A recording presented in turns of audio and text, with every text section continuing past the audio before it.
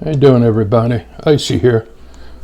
We're going to talk about a little something different today. This is talking in regards to Ancestry DNA. And a little bit about myself and what Ancestry DNA has done for me. First off, at the age of 19, I voluntarily went through adoption and I took my stepfather's last name. My birth name at the time was Redgowski. And that's how I became a McCarthy at the age of 19 to honor my stepfather, who had 4 daughters. My brother and I, Stephen, we flipped a coin to see who would go ahead and go through adoption. I won the coin toss, so that's how I became a McCarthy. And I do not regret it at all. My birth father, James Patrick Redgowski, died in his early 20s in an automobile accident. He was driving a Thunderbird and a gentleman driving a Cadillac T-boned him in the city of Newburgh, New York, and my birth father died of a massive brain hemorrhage. So that's where I come from. Now, I took the Ancestry DNA test to ascertain if I had any children, because I was a wild child when I was in my 20s, and I kind of sowed my wild oats all over the world, literally. I mean, I was in 26 different countries, lived in 5 different countries, so I was very promiscuous, I should say. Excuse me. So I did the Ancestry DNA test, and lo and behold, I found a family secret. My mother, who had raised myself and my younger brother Stephen, had actually given up 2 children for adoption. The first child is younger than my brother Stephen, is our brother Mark. Mark was given up to another family, and I subsequently started looking for him, to be honest, after my brother Stephen passed away in a fire in 2001. And I knew I had a half-brother out there by the name of Daniel Redgowski, birth name. It's probably changed since then. But I wanted to see if I could find Daniel, because I knew that my father had a fling and gotten a young lady pregnant, and Daniel was born right around a couple months before my birth father passed away in his auto accident. So this was my incentive for looking for Daniel at the time. And I was talking to my aunt about the search, and she said, I remember a Mark, but I don't remember a Daniel. So that got my interest up immensely. And then shortly after that, my cousin, who was cleaning up her mother's belongings after she passed, found the adoption paperwork where my birth father had given up custody of Mark. So that led to me finding my brother Mark, who I found in 2005. Yeah, about 2005, 2006. It's been a while.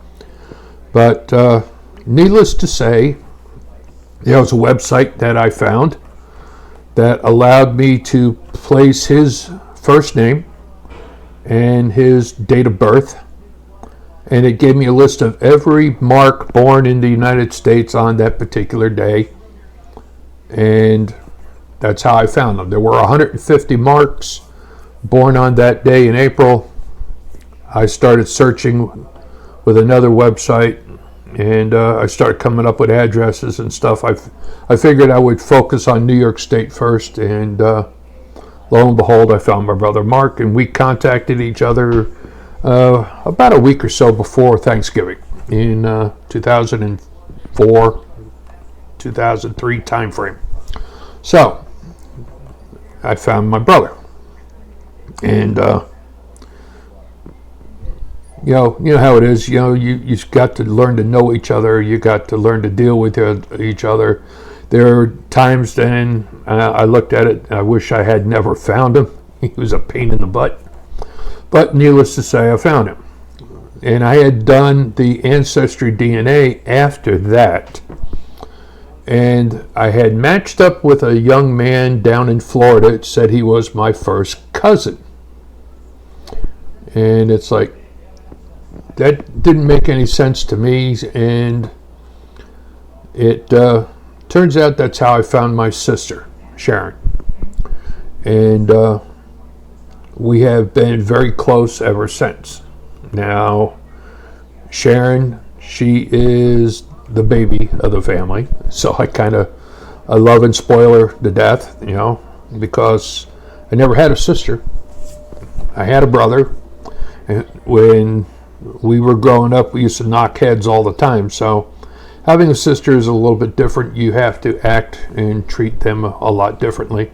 And I also have great respect for my sister, whom I have come to know and love very much, including her husband, who he's my best buddy right now. But Ancestry does help open up doors. A good example is I was raised in a family that repeatedly spoke about having Cherokee and Seneca Indian blood in our family's past. Come to find out, not one drop. Not even a drop of Native American Indian blood in me.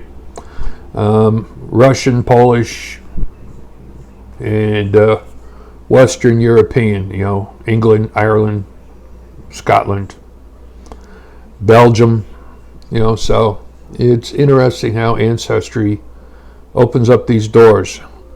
I highly recommend people try, because there are a lot of mysteries out there that really should be solved.